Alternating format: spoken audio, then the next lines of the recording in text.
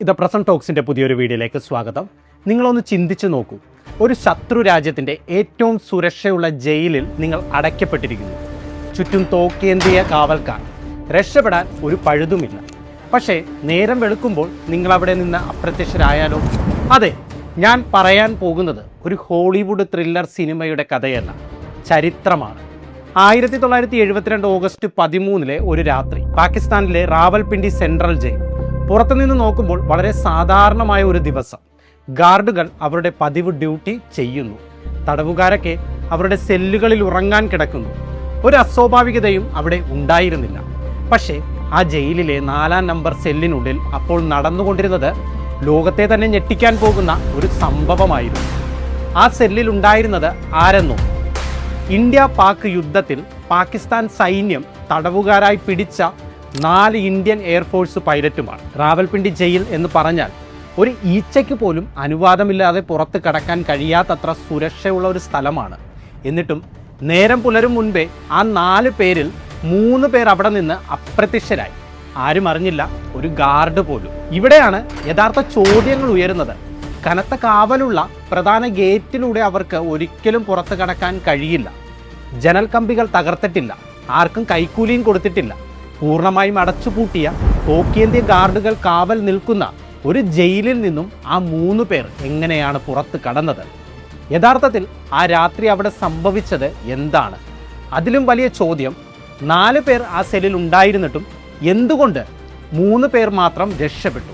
ആ 4-ാമന് എന്ത് സംഭവിച്ചു? നമ്മൾ ഹോളിവുഡ് സിനിമകളിൽ ധാരാളം ജയിൽ ചാട്ടങ്ങൾ കണ്ടിട്ടുണ്ട്, അല്ലേ? പ്രത്യേകിച്ച് പാശ്ചാത്യ രാജ്യങ്ങളിലെ പട്ടാളക്കാർ ശത്രുക്കളുടെ തടവറ ഭേദിച്ച് പുറത്ത് കടക്കുന്ന മാസ് സീനുകൾ. ഇതൊക്കെ കാണുമ്പോൾ നമ്മൾ വിചാരിക്കും, ഇത്തരം സംഭവങ്ങൾ സിനിമകളിൽ മാത്രമേ, അല്ലെങ്കിൽ അവരുടേത് പോലെയുള്ള പാശ്ചാത്യ ചരിത്രത്തിൽ മാത്രമേ നടക്കൂ എന്ന്. എന്നാൽ സത്യം അതല്ല. സിനിമകളെപ്പോലും വെല്ലുന്ന അവിശ്വസനീയമായ ഒരു യഥാർത്ഥ സംഭവം നമ്മുടെ ഇന്ത്യൻ സൈനിക ചരിത്രത്തിലുമുണ്ട്. അതാണ് ഞാൻ ആദ്യം പറഞ്ഞ പാകിസ്ഥാൻ ജയിലിൽ അകപ്പെട്ട ആ ഇന്ത്യൻ എയർഫോഴ്സ് പൈലറ്റുമാരുടെ കഥ.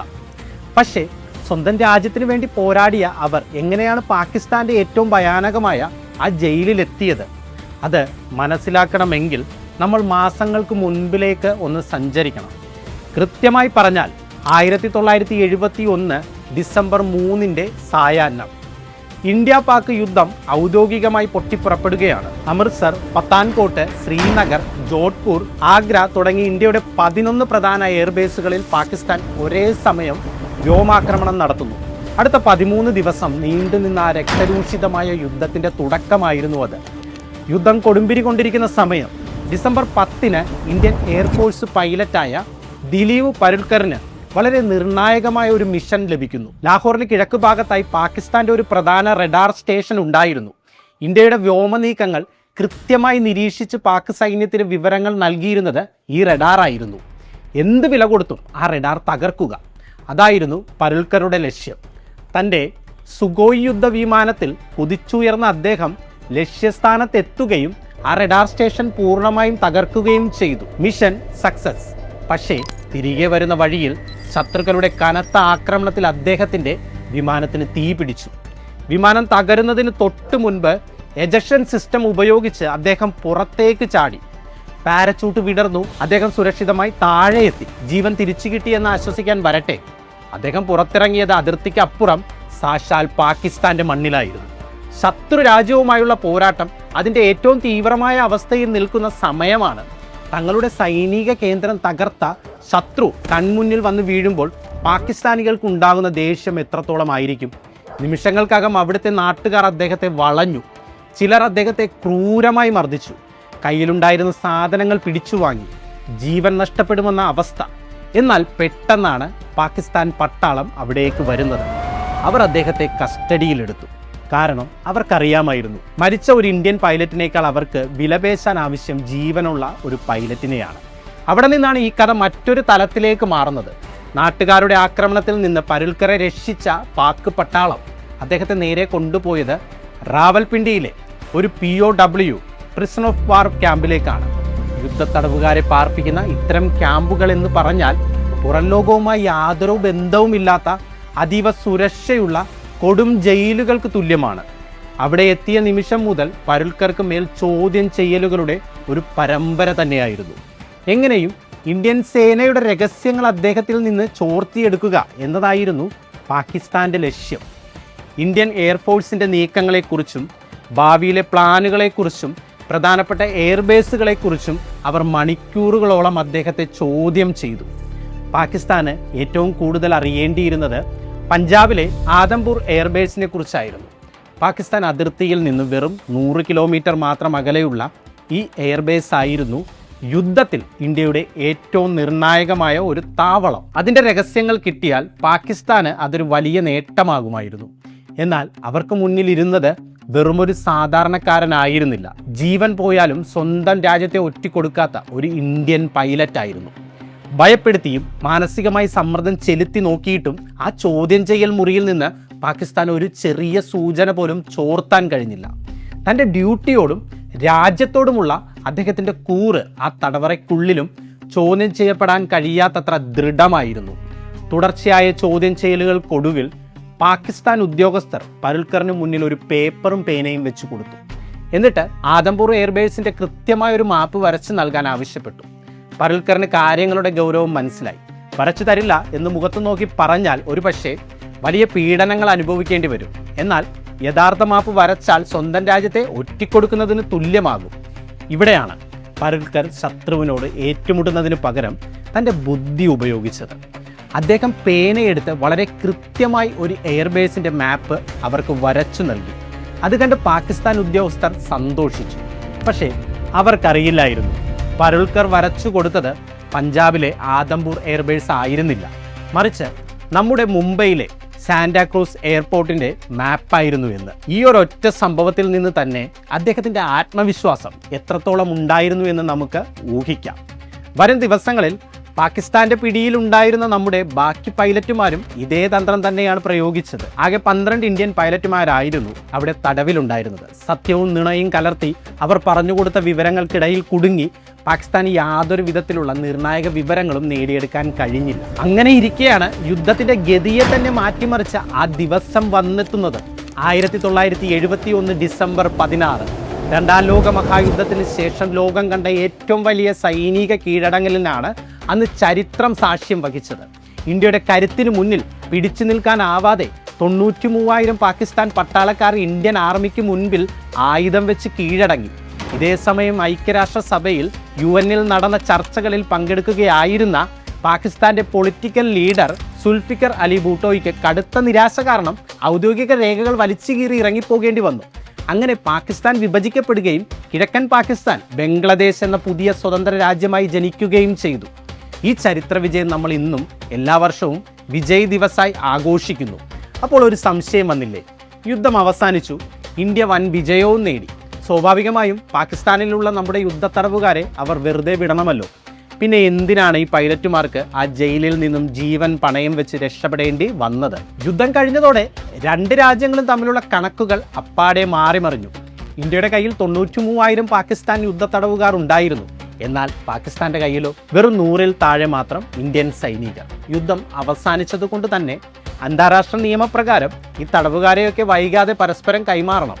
അങ്ങനെയെങ്കിൽ പരുൽക്കർക്കും മറ്റ് പൈലറ്റുമാർക്കും കുറച്ചുനാൾ അവിടെ കാത്തിരുന്നാൽ പോരായിരുന്നു. എന്തിനാണ് അവർ രക്ഷപ്പെടാൻ ശ്രമിച്ചത്? അവിടെയാണ് യഥാർത്ഥ പ്രതിസന്ധി കിടക്കുന്നത്. ഈ വൈകാതെ എന്ന് പറയുന്നത് എന്ന് സംഭവിക്കുമെന്ന് ആർക്കും ഒരു ഉറപ്പുമില്ലായിരുന്നു. ചിലപ്പോൾ മാസങ്ങൾ കൊണ്ട് ചർച്ചകൾ കഴിഞ്ഞേക്കാം, അല്ലെങ്കിൽ വർഷങ്ങളോളം അവർ ആ ജയിലിൽ തന്നെ കിടക്കേണ്ടി വന്നേക്കാം. വെറുതെ കാത്തിരിക്കുന്നത് ഒരു മണ്ടത്തരമാണെന്ന് പരുൽക്കറിന് തോന്നി. കാരണം മിലിറ്ററി ട്രെയിനിങ് സമയത്ത് എല്ലാ പൈലറ്റുമാരെയും ഒരു കാര്യം പ്രത്യേകം പഠിപ്പിക്കാറുണ്ട്. ശത്രുവിൻ്റെ പിടിയിലായാൽ അവസരം കിട്ടുമ്പോഴെല്ലാം അവിടെ നിന്ന് രക്ഷപ്പെടാൻ ശ്രമിക്കണം. ഈ ഒരൊറ്റ ചിന്തയാണ് അദ്ദേഹത്തെ മുന്നോട്ട് നയിച്ചത്. പക്ഷേ ഈ ഐഡിയ അദ്ദേഹം മറ്റ് തടവുകാരോട് പറഞ്ഞപ്പോൾ എല്ലാവരും അത് തള്ളിക്കളഞ്ഞു. ഇന്ത്യ പാക് ചർച്ചകൾ നടക്കുന്നുണ്ടല്ലോ, വെറുതെ എന്തിനാണ് ജീവൻ പണയം വെച്ച് ഒരു സാഹസത്തിന് മുതിരുന്നത് എന്നായിരുന്നു അവരുടെ ചോദ്യം. യുദ്ധം കഴിഞ്ഞതുകൊണ്ട് ജയിലിലെ നിയമങ്ങളിൽ ചെറിയ ചെറിയ മാറ്റങ്ങൾ വന്നിരുന്നു. അവരെ സാധാരണ ക്രിമിനലുകളെ പോലെ അല്ല, മറിച്ച് യുദ്ധത്തടവുകാരായി പരിഗണിച്ച് കുറച്ചുകൂടി ബഹുമാനത്തോടെയാണ് അധികാരികൾ കണ്ടിരുന്നത്. 12 പൈലറ്റുമാരും വേറെ വേറെ സെല്ലുകളിലായിരുന്നെങ്കിലും പകൽ സമയത്ത് കുറച്ചു നേരം അവർക്ക് ഒരുമിച്ച് ചിലവഴിക്കാൻ അനുവാദമുണ്ടായിരുന്നു. അവർ ഒത്തുകൂടിയിരുന്നത് 4-ാം നമ്പർ സെല്ലിലായിരുന്നു, സെൽ നമ്പർ 4. അവിടെ വെച്ചാണ് പരുൽക്കർ തൻ്റെ പ്ലാനുകൾ വീണ്ടും വീണ്ടും അവരോട് പറയുന്നത്. ആരും തയ്യാറായില്ലെങ്കിലും അദ്ദേഹം പിന്മാറാൻ ഒരുക്കമായിരുന്നില്ല. ദിവസങ്ങൾ ആഴ്ചകൾക്കും മാസങ്ങൾക്കും വഴിമാറി. ആ ജയിലിനുള്ളിലെ ജീവിതം അദ്ദേഹത്തിന് ശ്വാസം മുട്ടാൻ തുടങ്ങി. എങ്ങനെയെങ്കിലും പുറത്തു കടക്കണം. അദ്ദേഹത്തിൻ്റെ ആദ്യത്തെ പ്ലാൻ വളരെ അഗ്രസീവായിരുന്നു. രാത്രി തടവുകാർക്ക് വാഷ്റൂമിൽ പോകണമെങ്കിൽ കയ്യിൽ റിവോൾവർ ഉള്ള ഒരു ഗാർഡ് അവർക്കൊപ്പം പോകുമായിരുന്നു. ഈ ഗാർഡിനെ ആക്രമിച്ച് കീഴ്പ്പെടുത്തി റിവോൾവർ കൈക്കലാക്കി ജയിലിൽ നിന്ന് രക്ഷപ്പെടുക, ഇതായിരുന്നു പ്ലാൻ. പക്ഷേ ഓരോ സാധ്യതകളും അദ്ദേഹം ആഴത്തിൽ ചിന്തിച്ചപ്പോൾ ഒരു കാര്യം മനസ്സിലായി. ഇതൊരു ആത്മഹത്യാ ശ്രമമാണ്. തോക്ക് കിട്ടിയാൽ പോലും അത്രയും വലിയൊരു മിലിറ്ററി ജയിലിലെ സുരക്ഷാ വലയം ഭേദിക്കുക അസാധ്യമാണ്. അതുകൊണ്ട് അദ്ദേഹം ആ പ്ലാൻ അവിടെ വെച്ച് ഉപേക്ഷിച്ചു. തോക്കെടുത്ത് രക്ഷപ്പെടുന്നത് നടക്കില്ല എന്ന് ഉറപ്പായപ്പോൾ പരുൽക്കറുടെ കണ്ണുടക്കിയത് തൻ്റെ സെല്ലിലെ ഒരു പഴയ ജനലിലായിരുന്നു. ദിവസങ്ങളെടുത്ത് ആരും കാണാതെ അദ്ദേഹം ആ ജനലിൻ്റെ ഫ്രെയിം ഇളക്കി തുടങ്ങി. ഒടുവിൽ ഒന്ന് ശക്തമായി തള്ളിയാൽ അത് പുറത്തേക്ക് വീഴും എന്ന അവസ്ഥയിലെത്തി. പക്ഷേ അവിടെയും ഒരു പ്രശ്നമുണ്ടായിരുന്നു. ആ വലിയ ജനൽ താഴെ വീണാലുണ്ടാകുന്ന ശബ്ദം കേട്ടാൽ ജയിലിലെ മുഴുവൻ ഗാർഡുകളും ഓടിയെത്തും. രക്ഷപ്പെടും മുൻപേ പ്ലാൻ പൊളിയും. ഇവിടെയാണ് പരുൽക്കറിലെ ബുദ്ധിമാനെ നമ്മൾ കാണുന്നത്. എടുത്തു ചാടുന്നതിന് പകരം അദ്ദേഹം കാത്തിരുന്നു. എന്തിനു വേണ്ടിയാണെന്നോ? ഇടിയും മിന്നലുമുള്ള ഒരു വലിയ മഴയ്ക്ക് വേണ്ടി. ആകാശത്ത് വലിയ ശബ്ദത്തിൽ ഇടി മുഴങ്ങുന്ന കൃത്യം ആ സെക്കൻഡിൽ ജനൽ തള്ളിയിടുക. അതാകുമ്പോൾ ആ ശബ്ദമാരും കേൾക്കില്ല. പക്ഷേ പ്രകൃതി അദ്ദേഹത്തെ ചതിച്ചു. ദിവസങ്ങൾ കഴിഞ്ഞിട്ടും ആ മഴ വന്നില്ല. അതിനിടയിൽ ജയിലിലെ അറ്റകുറ്റപ്പണികൾക്കായി വന്നവർ ആ ജനൽ നന്നാക്കുകയും ചെയ്തു. ആഴ്ചകളോളം എടുത്ത അദ്ദേഹത്തിൻ്റെ അധ്വാനം ഒറ്റയടിക്ക് ഇല്ലാതായി. യുദ്ധം കഴിഞ്ഞിട്ട് മാസങ്ങളായി. 1972 പകുതിയായി. കാത്തിരിപ്പ് ബാക്കിയുള്ള പൈലറ്റുമാരെയും മാനസികമായി തളർത്തിക്കൊണ്ടേയിരുന്നു. അങ്ങനെ ആ ജയിലിൽ നിന്നും രക്ഷപ്പെടാൻ പരുൽക്കറിനൊപ്പം മറ്റ് 2 പൈലറ്റുമാർ കൂടി കൈകോർത്തു. MS ഗ്രവാളും ഹരീഷ് സിംഗും. ഇത്തവണ പ്ലാൻ വളരെ കൃത്യമായിരുന്നു. അതിനായി ആദ്യം വേണ്ടത് ഇവരെ 3 പേരെയും ഒരുമിച്ച് 4-ാം നമ്പർ സെല്ലിലേക്ക് മാറ്റുക എന്നതായിരുന്നു. പല കാരണങ്ങൾ പറഞ്ഞ് ഒടുവിൽ അവർ അധികാരികളെ കൊണ്ട് തങ്ങളെ 4-ാം നമ്പർ സെല്ലിലേക്ക് മാറ്റിച്ചു. ഒറ്റ നോട്ടത്തിൽ ആ സെല്ലിന് പ്രത്യേകതകളൊന്നുമില്ല. എന്നാൽ മാസങ്ങളായി ആ ജയിലിൻ്റെ മുക്കും മൂലയും ഗാർഡുകളുടെ ഡ്യൂട്ടി സമയവും നിരീക്ഷിച്ച പരുൽക്കറിനറിയാമായിരുന്നു ആ ജയിലിലെ ഏറ്റവും വലിയ സെൽ അതാണെന്നും ജയിലിൻ്റെ പുറത്തുള്ള മതിലിനോട് ഏറ്റവും ചേർന്ന് കിടക്കുന്നത് അതാണെന്നും. അതുകൊണ്ട് തന്നെ ഗാർഡുകളുടെ ശ്രദ്ധ അവിടെ കുറവായിരിക്കും. പക്ഷേ അവിടെ ആ 3 പേർ മാത്രമായിരുന്നില്ല. 4-മതൊരു തടവുകാരൻ കൂടി ആ സെല്ലിൽ ഉണ്ടായിരുന്നു. മതിൽ ചാടി കടക്കുന്നതിന് പകരം ആ സെല്ലിൻ്റെ പിൻവശത്തെ ഭിത്തി തുരന്ന് ഒരു തുരങ്കം ഉണ്ടാക്കാനായിരുന്നു അവരുടെ പ്ലാൻ. ഒരു സുരക്ഷാ ഉപകരണങ്ങളും ഇല്ലാതെ മിലിറ്ററി ജയിലിൻ്റെ ഭിത്തി തുരക്കുക കേൾക്കുമ്പോൾ അസാധ്യമെന്ന് തോന്നുമല്ലേ? രാത്രിയിൽ ഗാർഡുകളുടെ പെട്രോളിംഗ് കുറവാണെന്ന് മനസ്സിലാക്കി അവർ രാത്രി മാത്രം പണി ചെയ്യാൻ തീരുമാനിച്ചു. ഒരാൾ ഭിത്തി തുരക്കുമ്പോൾ മറ്റ് 2 പേർ ആരെങ്കിലും വരുന്നുണ്ടോ എന്ന് നോക്കാൻ കാവൽ നിൽക്കും. പക്ഷെ ഭിത്തി തുരക്കാൻ എന്തുപയോഗിക്കും? ഇതൊരു ഹോളിവുഡ് സിനിമയെ വെല്ലുന്ന ബുദ്ധിയാണ്. ഈ പൈലറ്റുമാർ കുറേ ദിവസത്തേക്ക് താടി വടിക്കാൻ കൂട്ടാക്കിയില്ല. താടി നന്നായി വളർന്നപ്പോൾ അത് വെട്ടിയൊതുക്കാൻ അവർ അധികാരികളോട് ഒരു കത്രിക ആവശ്യപ്പെട്ടു. സംശയം തോന്നാത്തത് കൊണ്ട് അധികാരികൾ കത്രിക കൊടുത്തു. ആ കത്രികയും ഭക്ഷണം കഴിക്കുന്ന സ്ഥലത്ത് നിന്ന് ആരും കാണാതെ ഒളിപ്പിച്ചെടുത്ത ഇരുമ്പിൻ്റെ സ്പൂണുകളും ഫോർക്കുകളും ഉപയോഗിച്ചാണ് അവർ ഭിത്തി തുരന്നത്. പഴയ ജയിലായതുകൊണ്ട് പുറത്തെ സിമന്റ് പാളി പൊളിച്ചെടുത്തപ്പോൾ ഉള്ളിലെ ഇഷ്ടികകൾ ഇളക്കിയെടുക്കാൻ വളരെ എളുപ്പമായിരുന്നു. പക്ഷേ പൊളിച്ചിടുന്ന ഇഷ്ടികകളും മണ്ണും രാവിലെ ഗാർഡുകൾ പരിശോധനയ്ക്ക് വരുമ്പോൾ കണ്ടാൽ പണിപാളും. അതുകൊണ്ട് അവരുടെ കട്ടിലിനടിയിലായിരുന്നു അവർ ഈ തുരങ്കം ഉണ്ടാക്കിയത്. പകൽ സമയത്ത് പൊളിച്ച ഇഷ്ടികകൾ അവിടെ തന്നെ തിരികെ വെച്ച് പഴയതുപോലെ ആക്കും. ബാക്കി വരുന്ന മണ്ണും കല്ലും ഒളിപ്പിക്കാൻ അവർ ഉപയോഗിച്ചത് നാട്ടിൽ നിന്ന് അവർക്ക് വന്ന പാഴ്സൽ പെട്ടികളായിരുന്നു. മണ്ണിട്ട് അതിനു മുകളിൽ ചവറുകൾ ഇട്ടുവെച്ചതുകൊണ്ട് ഗാർഡുകൾക്കൊന്നും ഒരു സംശയവും തോന്നിയില്ല. നീണ്ട 6 ആഴ്ച, പകൽ സാധാരണ ജീവിതം, രാത്രി ഭിത്തി തുരക്കൽ. അങ്ങനെ ആ തുരങ്കം പൂർത്തിയായി. ഇനി എങ്ങോട്ട് പോകും? പാകിസ്ഥാനിൽ നിന്ന് ഇന്ത്യയിലേക്ക് തന്നെ എന്നായിരിക്കും നിങ്ങൾ ചിന്തിക്കുന്നത്, അല്ലേ? അവരും ആദ്യം അങ്ങനെയാണ് ചിന്തിച്ചത്. പക്ഷേ ഇന്ത്യയിലേക്കുള്ള വഴിയിൽ നിറയെ പാക് പട്ടാളക്കാരുടെ ചെക്ക് പോസ്റ്റുകളാണ്. കൂടാതെ കടക്കാൻ ഒരുപാട് പുഴകളുമുണ്ട്. നമ്മുടെ സംഘത്തിലെ ഹരീഷ് സിംഗിനാണെങ്കിലോ നീന്താനും അറിയില്ല. ജീവൻ പണയം വെച്ച് ഇന്ത്യയിലേക്ക് പോയാൽ അവർ വീണ്ടും പിടിക്കപ്പെടുമെന്ന് ഉറപ്പായിരുന്നു. അവിടെയാണ് അവർ ചരിത്രത്തിലെ തന്നെ ഏറ്റവും വലിയൊരു ട്വിസ്റ്റ് ഇടുന്നത്. ഇന്ത്യയിലേക്ക് പോകുന്നതിന് പകരം അവർ തിരഞ്ഞെടുത്ത ആ റൂട്ട് അത് ഇന്ത്യയുടെ എതിർദിശയിലുള്ള അഫ്ഗാനിസ്ഥാനിലേക്കായിരുന്നു. എന്തിനാണ് അവർ അഫ്ഗാനിസ്ഥാൻ റൂട്ട് തിരഞ്ഞെടുത്തത്? അവിടെയാണ് പരുൽക്കർ എന്ന പൈലറ്റിന്റെ സൈക്കോളജിക്കൽ ബ്രില്യൻസ് നമ്മൾ കാണുന്നത്. 3 ഇന്ത്യൻ പൈലറ്റുമാർ തടവ് ചാടിയാൽ പാകിസ്ഥാൻ പട്ടാളം ആദ്യം എങ്ങോട്ടായിരിക്കും തിരച്ചിൽ നടത്തുക? തീർച്ചയായും ഇന്ത്യയിലേക്കുള്ള കിഴക്കൻ അതിർത്തിയിലേക്ക്. പാക് പട്ടാളം മുഴുവൻ കിഴക്കോട്ട് പായുമ്പോൾ ആരുടെയും ശ്രദ്ധയില്ലാത്ത പടിഞ്ഞാറൻ അതിർത്തി വഴി അഫ്ഗാനിസ്ഥാനിലേക്ക് കടക്കുക. മാത്രവുമല്ല, അഫ്ഗാനിസ്ഥാൻ അതിർത്തി കടന്നാൽ പിന്നെ പാകിസ്ഥാന് അവരുടെ മേൽ യാതൊരു അധികാരവുമില്ല. ഗംഭീര പ്ലാൻ. പക്ഷേ അവിടെ ഒരു വലിയ പ്രശ്നമുണ്ടായിരുന്നു. ഈ 3 പേർക്കും അഫ്ഗാനിസ്ഥാനിലേക്കുള്ള വഴി അറിയില്ലായിരുന്നു. വഴി അറിയാതെ എങ്ങനെ പോകും? ഇതിനും പരുൽക്കർ ഒരു വഴി കണ്ടെത്തി. ജയിലിലെ കമാൻഡന്റ് ആയിരുന്ന ഉസ്മാൻ ഹമീദ് ഇടയ്ക്കിടെ തടവുകാരോട് വന്ന് സംസാരിക്കുന്ന പ്രകൃതക്കാരനായിരുന്നു. വിദേശ രാജ്യങ്ങളിലേക്കുള്ള തൻ്റെ യാത്രകളെക്കുറിച്ചൊക്കെ അദ്ദേഹം വാചാലനാകും. ഇതൊരവസരമായി പരുൽക്കർ ഉപയോഗിച്ചു. സംസാരത്തിനിടയിൽ വളരെ കാഷ്വലായി പരുൽക്കർ കമാൻഡന്റിനോട് പറഞ്ഞു, ജയിലിൽ നിന്നൊക്കെ ഇറങ്ങിക്കഴിഞ്ഞാൽ എനിക്ക് ജർമ്മനിയിൽ നടക്കുന്ന 1972 സമ്മർ ഒളിമ്പിക്സ് കാണാൻ പോകണം. അതിൻ്റെ റൂട്ടൊക്കെ ഒന്ന് മനസ്സിലാക്കാൻ നിങ്ങളുടെ കയ്യിലുള്ള ഇൻ്റർനാഷണൽ മാപ്പ് ഒന്ന് തരാമോ?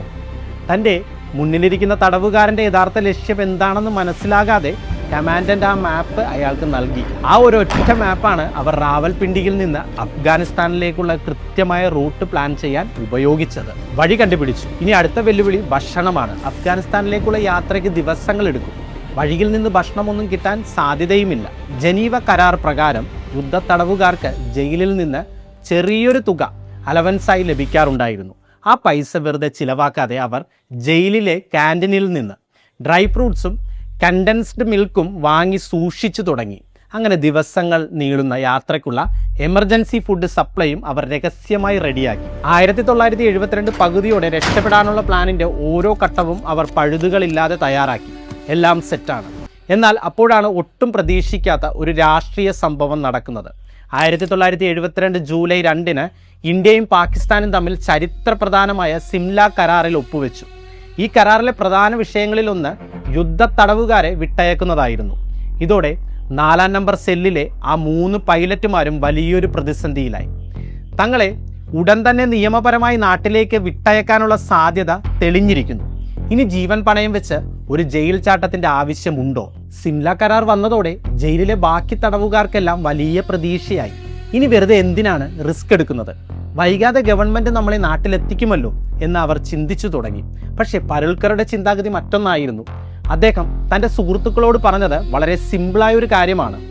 നാളെ ഗവൺമെൻറ് എന്നെ നിയമപരമായി മോചിപ്പിച്ചാൽ പോലും ഇന്നെനിക്ക് എൻ്റെ സ്വാതന്ത്ര്യം എൻ്റെ സ്വന്തം അധ്വാനത്തിലൂടെ തിരിച്ചു പിടിക്കണം. അദ്ദേഹത്തിൻ്റെ ആ നിശ്ചയദാർഢ്യം ബാക്കിയുള്ളവർക്കും വലിയ ഊർജം നൽകി. അവർ പ്ലാനുമായി മുന്നോട്ട് തന്നെ പോയി. ജൂലൈ 27 ആയപ്പോഴേക്കും തുരങ്കത്തിൻ്റെ പണി ഏകദേശം പൂർത്തിയായിരുന്നു. ഇനി പുറത്തേക്ക് വെറും ഒരു നേർത്ത പ്ലാസ്റ്റർ പാളി മാത്രമേ ബാക്കിയുള്ളൂ. അന്ന് രാത്രി തന്നെ അത് തള്ളിത്തുറന്ന് പുറത്തു കടക്കാൻ അവർ ശ്രമിച്ചു. പക്ഷേ ആ പ്ലാസ്റ്ററിന് അവർ വിചാരിച്ചതിനേക്കാൾ കട്ടിയുണ്ടായിരുന്നു. ആ ശ്രമം പരാജയപ്പെട്ടു. തുടർന്ന് വരുന്ന രാത്രികളിലും അവർ പണി തുടർന്നു. ഇതിനിടയിൽ അവരെ ശരിക്കും ഭയപ്പെടുത്തിയ ഒരു സംഭവമുണ്ടായി. തുരങ്കത്തിൻ്റെ ദ്വാരം പുറത്തുനിന്ന് ആരും കാണാതിരിക്കാൻ പരുൽക്കറും ഗ്രവാളും ചേർന്ന് അവിടെ ഒരു തുണിക്കഷ്ണം തിരുകി വെച്ചിരുന്നു. ഒരു രാത്രി അവർ പണി ചെയ്തുകൊണ്ടിരിക്കുമ്പോൾ ആ തുണി പെട്ടെന്ന് അനങ്ങാൻ തുടങ്ങി. പുറത്തുനിന്ന് ആരോ അത് വലിക്കുകയാണ്. ഗാർഡുകൾ തുരങ്കം കണ്ടുപിടിച്ചു എന്ന് കരുതി അവർ ഭയന്ന് വിറച്ചുപോയി. ശ്വാസമടക്കി പിടിച്ച് പുറത്തേക്ക് നോക്കി അവർ കണ്ട കാഴ്ച എന്താണെന്നോ? വെറുമൊരു തെരുവ് പൂച്ച ആ തുണിയിൽ കടിച്ച് വലിക്കുകയായിരുന്നു. ആ പൂച്ചയെ കണ്ടപ്പോഴാണ് അവർക്ക് ശ്വാസം നേരെ വീണത്. അങ്ങനെ ആ വലിയ ദിവസം വന്നെത്തി. 1972 ഓഗസ്റ്റ് 13. ഈ ദിവസത്തിന് ഒരു പ്രത്യേകതയുണ്ടായിരുന്നു. അടുത്ത ദിവസം ഓഗസ്റ്റ് 14 പാകിസ്ഥാന്റെ സ്വാതന്ത്ര്യ ദിനമാണ്. അതുകൊണ്ട് തന്നെ ജയിലിലെ ഗാർഡുകളിൽ പകുതിയിലധികം പേരും അവധിയിലായിരുന്നു. പോരാത്തതിന് പരുൽക്കർ മാസങ്ങൾക്ക് മുൻപ് ആഗ്രഹിച്ചതുപോലെ അന്ന് രാത്രി വലിയൊരു മഴയും പെയ്തു. പുറത്തെ പെട്രോളിംഗ് തീരെ ഇല്ലാത്ത അവസ്ഥ. രക്ഷപ്പെടാൻ ഇതിലും മികച്ചൊരു അവസരം കിട്ടാനില്ല. ജയിലിന് പുറത്തിറങ്ങിയാൽ നാട്ടുകാർക്കിടയിൽ പിടിക്കപ്പെടാതിരിക്കാൻ ജയിലിലെ ടൈലറെ കൊണ്ട് തന്നെ അവർ തുന്നിച്ചെടുത്ത പരമ്പരാഗതമായ പത്താനി സ്യൂട്ടുകൾ അവർ കരുതി. ദിശയറിയാൻ സ്വയം നിർമ്മിച്ച ഒരു ചെറിയ കോമ്പസും കയ്യിലെടുത്തു. രാത്രി ഇരുട്ട് വീണതോടെ ദിലീപ് പരുൽക്കർ, MS ഗ്രവാൾ, ഹരീഷ് സിംഗ് എന്നീ 3 ധീരരായ പൈലറ്റുമാർ ആ തുരങ്കത്തിലൂടെ പാകിസ്ഥാൻ ജയിലിന് പുറത്തേക്ക് ഇഴഞ്ഞിറങ്ങി. പക്ഷേ പോകുന്നതിന് മുൻപ് അവർ ഗംഭീരമായ ഒരു ബുദ്ധി കൂടി പ്രയോഗിച്ചു. കാശ്മീരിലെ ഉറി പൂഞ്ച് ലക്ഷ്യമാക്കി വരച്ച ഒരു മാപ്പ് അവർ മനഃപൂർവ്വം അവിടെ ഉപേക്ഷിച്ചു. അന്വേഷണ ഉദ്യോഗസ്ഥരെ തെറ്റിദ്ധരിപ്പിച്ച് കിഴക്കോട്ട് വിടാനുള്ള ഗംഭീര തന്ത്രം. യഥാർത്ഥത്തിൽ അവർ പോയത് പടിഞ്ഞാറ് അഫ്ഗാനിസ്ഥാനിലേക്ക്. പക്ഷേ ഈ 3 പേർ ഇത്രയും കൃത്യമായി രക്ഷപ്പെട്ടിട്ടും എന്തുകൊണ്ട് ആ 4-മൻ മാത്രം അവിടെ നിന്നു? ഇപ്പോൾ നിങ്ങൾക്ക് ആ പഴയ സംശയം ഓർമ്മ വരുന്നില്ലേ? ആ സെല്ലിലുണ്ടായിരുന്ന 4-മൻ എന്തു ചെയ്തു? BS ചാത്തി എന്നായിരുന്നു ആ 4-മത്തെ പൈലറ്റിൻ്റെ പേര്. ആ ജയിൽ ചാട്ടത്തിൻ്റെ വിജയം ശരിക്കും ആ 4-മൻ്റെ കയ്യിലായിരുന്നു. 4 പേരും ഒരുമിച്ച് പോയാൽ പിറ്റേന്ന് രാവിലെ നടക്കുന്ന റോൾ കോളിൽ ആളില്ലെന്ന് ഗാർഡുകൾ ഉടനെ കണ്ടുപിടിക്കും. അത് വൈകിപ്പിക്കാൻ വേണ്ടി തൻ്റെ 3 സുഹൃത്തുക്കൾക്കും രക്ഷപ്പെടാൻ സമയം നൽകാൻ വേണ്ടി BS ചാത്തി സ്വന്തം ഇഷ്ടപ്രകാരം ആ ജയിലിൽ തന്നെ തുടരാൻ തീരുമാനിക്കുകയായിരുന്നു. തൻ്റെ സുഹൃത്തുക്കൾ പുറത്തു കടന്നതിന് ശേഷം BS ചാത്തി വെറുതെ ഇരിക്കുകയായിരുന്നില്ല. അവർ കിടന്നിരുന്ന കട്ടിലുകളിൽ പുതപ്പിനടിയിൽ തലയണകൾ വെച്ച് അവർ അവിടെ തന്നെ കിടന്നുറങ്ങുകയാണെന്ന തോന്നൽ അദ്ദേഹം ഗാർഡുകൾക്ക് ഉണ്ടാക്കി കൊടുത്തു. അദ്ദേഹത്തിൻ്റെ ആ ഒരൊറ്റ ത്യാഗമാണ് അവർ രക്ഷപ്പെട്ട വിവരം പിറ്റേന്ന് രാവിലെ വരെ ജയിൽ അധികാരികൾ അറിയാതിരിക്കാൻ സഹായിച്ചത്. ഇതിനിടയിൽ ജയിലിന് പുറത്തെത്തിയ ആ 3 പൈലറ്റുമാരും തങ്ങളുടെ വേഷം മാറി പരമ്പരാഗതമായ പത്താനി സ്യൂട്ട് ധരിച്ചു. അതോടെ അവർ അവരുടെ ഐഡന്റിറ്റിയും പൂർണ്ണമായും മാറ്റി. ദിലീപ് പരുൽക്കർ തൻ്റെ പേര് മാറ്റി ഫിലിപ്പ് പീറ്റർ എന്നാക്കി. MS ഗ്രവാൾ അലി അമീർ എന്നും ഹരീഷ് സിംഗ് ജോൺ ജേക്കബ് എന്നുമായി മാറി. സാധാരണക്കാരെ പോലെ നടന്ന അവർ റാവൽപിണ്ടി റെയിൽവേ സ്റ്റേഷൻ അടുത്തുള്ള ബസ് സ്റ്റാൻഡിൽ എത്തുകയും അവിടെ നിന്ന് പെഷവാറിലേക്കുള്ള ഒരു ലോക്കൽ ബസ്സിൽ കയറുകയും ചെയ്തു. പാകിസ്ഥാൻ ജനങ്ങൾക്കിടയിലൂടെ അവരുടെ കൂടെയുള്ള ആ യാത്ര അതൊന്ന് ആലോചിച്ച് നോക്കൂ. പിറ്റേന്ന് രാവിലെ അവർ പെഷവാറിലെത്തി. അവിടെ നിന്നും ചരിത്ര പ്രസിദ്ധമായ ഖൈബർ പാസ് വഴി അഫ്ഗാൻ അതിർത്തിയായ തോർക്കാമിനടുത്തുള്ള ലാൻഡിക്കോട്ടൽ എന്ന സ്ഥലത്തേക്ക് അവർ അടുത്ത ബസ് കയറി. എല്ലാം അവർ പ്ലാൻ ചെയ്തതുപോലെ കൃത്യമായി നടക്കുകയായിരുന്നു. പക്ഷെ അവിടെ വെച്ചാണ് വിധി അവരെ ചതിച്ചത്. അവർ കമാൻഡന്റിന്റെ കയ്യിൽ നിന്നും അടിച്ചെടുത്ത ആ മാപ്പ് പ്രകാരം അവർക്ക് ആദ്യം എത്തേണ്ടിയിരുന്നത് അഫ്ഗാൻ അതിർത്തിക്ക് തൊട്ടു മുൻപുള്ള ലാൻഡിക്കാന എന്ന റെയിൽവേ സ്റ്റേഷനിലായിരുന്നു. മാപ്പ് നോക്കി അവർ ആ സ്ഥലത്തെത്തി. പക്ഷേ അവിടെ ചെന്ന് അവർ ശരിക്കും ഞെട്ടിത്തരിച്ചുപോയി. കാരണം അവിടെ അങ്ങനെ ഒരു റെയിൽവേ സ്റ്റേഷൻ ഉണ്ടായിരുന്നില്ല.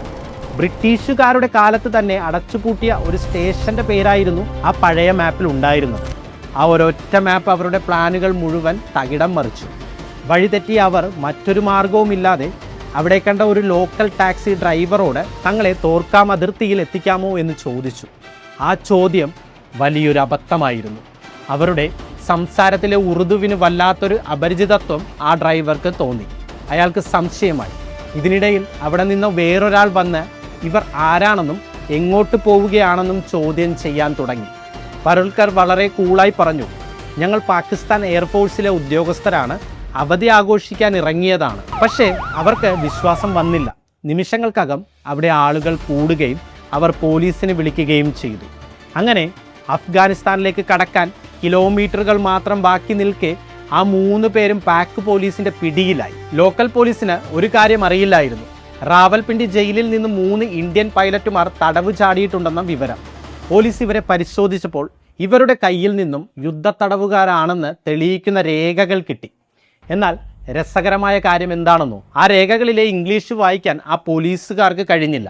പക്ഷേ ജയിൽ ചാടിയ വിവരം ഏത് നിമിഷവും ആ ലോക്കൽ സ്റ്റേഷനിൽ എത്തുമെന്ന് പരുൽക്കറിന് അറിയാമായിരുന്നു.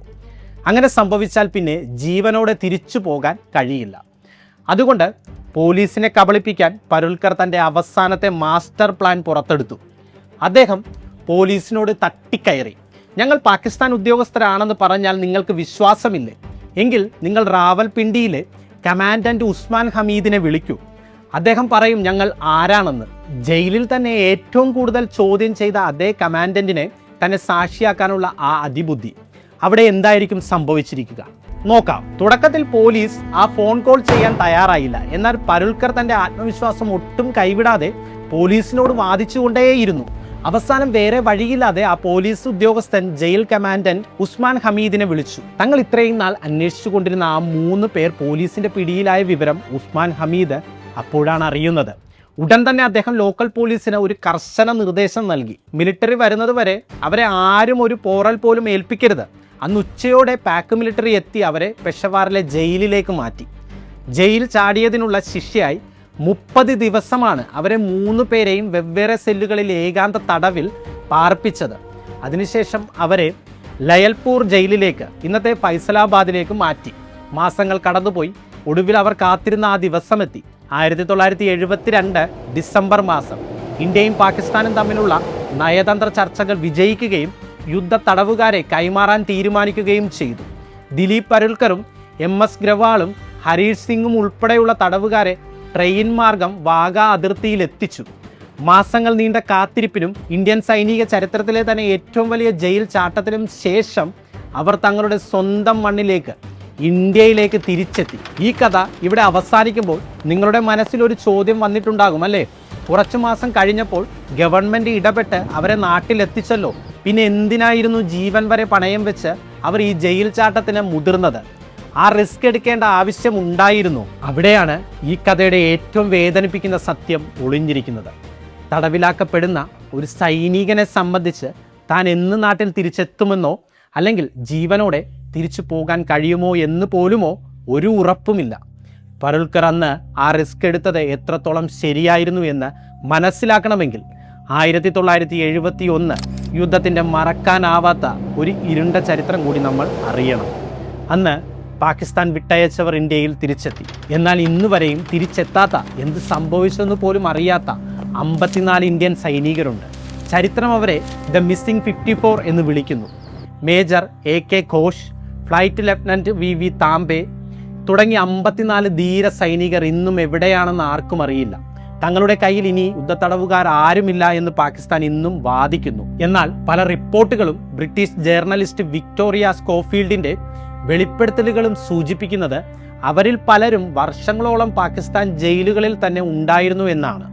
ഈ മിസ്സിംഗ് 54 വെറും ഒരു കെട്ടുകഥയായിരുന്നില്ല. 2019 നമ്മുടെ മുൻ ചീഫ് ഓഫ് ഡിഫൻസ് സ്റ്റാഫ് അന്തരിച്ച ജനറൽ ബിപിൻ റാവത്ത് പരസ്യമായ ഒരു കാര്യം പറയുകയുണ്ടായി. പഴയ യുദ്ധങ്ങളിൽ കാണാതായ നമ്മുടെ ചില സൈനികർ ഇപ്പോഴും എവിടെയോ ഉണ്ടെന്ന് ഇന്ത്യ വിശ്വസിക്കുന്നുണ്ട്. പക്ഷേ അവരെ കണ്ടെത്തുകയോ തിരികെ കൊണ്ടുവരികയോ ചെയ്യുക എന്നത് വളരെ ബുദ്ധിമുട്ടുള്ള കാര്യമാണ്. ഈ ഒരൊറ്റ കാരണം മതി ദിലീപ് പരുൽക്കറെ പോലെയുള്ള ധീരരായ പൈലറ്റുമാരുടെ മനസ്സിലെ ചിന്ത എന്തായിരുന്നു എന്ന് നമുക്ക് മനസ്സിലാക്കാൻ. വെറുതെ ആ ജയിലഴിക്കുള്ളിൽ കാത്തിരുന്നാൽ നയതന്ത്ര ചർച്ചകൾ വിജയിക്കുമെന്നോ ജീവനോടെ സ്വന്തം വീട് കാണാൻ കഴിയുമെന്നോ അവർക്ക് യാതൊരു ഉറപ്പുമില്ലായിരുന്നു. അന്ന് ആ 4-ാം നമ്പർ സെല്ലിൽ വെച്ച് സ്വന്തമായി രക്ഷപ്പെടാനുള്ള ആ തീരുമാനം എടുത്തില്ലായിരുന്നുവെങ്കിൽ ഒരുപക്ഷെ ദിലീപ് പരുൽക്കറും കൂട്ടുകാരും ഇന്ന് ഈ 54 പേരുടെ ലിസ്റ്റിൽ ഉൾപ്പെട്ടു പോയേനെ. സ്വന്തം ജീവൻ പണയം വെച്ച് അസാധ്യമെന്ന് ലോകം കരുതിയ ആ ജയിൽ ചാട്ടത്തിന് അവരെ പ്രേരിപ്പിച്ചത് ഈ അനിശ്ചിത അവസ്ഥയാണ്. പാകിസ്ഥാന്റെ ഏറ്റവും സുരക്ഷയുള്ള ആ മിലിറ്ററി ജയിൽ ഭേദിക്കാൻ അവർ ഉപയോഗിച്ച ആയുധങ്ങൾ എന്തൊക്കെയായിരുന്നു എന്ന് ഓർമ്മയില്ലേ? ക്യാൻറ്റീനിൽ നിന്ന് ഒളിപ്പിച്ചെടുത്ത കുറച്ച് സ്പൂണുകളും ഫോർക്കുകളും താടി വെട്ടാൻ വാങ്ങിയ ഒരു ചെറിയ കത്രികയും. ആ വെറും ആയുധങ്ങൾ മാത്രം വെച്ചാണ് അവർ തങ്ങളുടെ സ്വാതന്ത്ര്യം പിടിച്ചു വാങ്ങിയത്. യുദ്ധം നടക്കുന്നതിന് വർഷങ്ങൾക്ക് മുൻപ് പരുൽക്കർ തൻ്റെ കമാൻഡിംഗ് ഓഫീസറോട് ഒരു വാക്കു പറഞ്ഞിരുന്നു: ഒരിക്കലെങ്കിലും ശത്രുവിൻ്റെ പിടിയിൽ ഞാൻ അകപ്പെട്ടാൽ അവിടെ നിന്നും രക്ഷപ്പെടാനുള്ള ഒരു വഴി ഞാൻ തന്നെ കണ്ടെത്തിയിരിക്കും. ശത്രുരാജ്യത്തിൻ്റെ നടുവിൽ വെച്ച് ആ നിമിഷം വന്നെത്തിയപ്പോൾ മരണം മുന്നിൽ കണ്ടിട്ടും അദ്ദേഹം താൻ കൊടുത്ത ആ വാക്ക് പാലിച്ചു. ഇന്നും തങ്ങളുടെ പ്രിയപ്പെട്ടവർ തിരികെ വരുമെന്ന പ്രതീക്ഷയിൽ കാത്തിരിക്കുന്ന ആ 54 കുടുംബങ്ങളുണ്ട്. രാജ്യത്തിന് വേണ്ടി ജീവൻ നൽകിയ, അല്ലെങ്കിൽ ഇപ്പോഴും എവിടെയോ ഇരുട്ടറകളിൽ കഴിയുന്ന ആ ധീര സൈനികർക്കും തോൽക്കാൻ മനസ്സില്ലാത്ത ദിലീപ് പരുൽക്കറെ പോലെയുള്ള പോരാളികൾക്കും ഒരു ബിഗ് സല്യൂട്ട് അർപ്പിച്ചുകൊണ്ട് ദ പ്രസന്റ് ടോക്സിൻ്റെ ഈ വീഡിയോ നമ്മൾ ഇവിടെ അവസാനിപ്പിക്കുകയാണ്. ഈ വീരഗാഥ നിങ്ങളെ അത്ഭുതപ്പെടുത്തിയെങ്കിൽ തീർച്ചയായും താഴെ കമൻറ്റ് ചെയ്യുക. മറ്റൊരു മികച്ച വീഡിയോയുമായി നമുക്ക് വീണ്ടും കാണാം.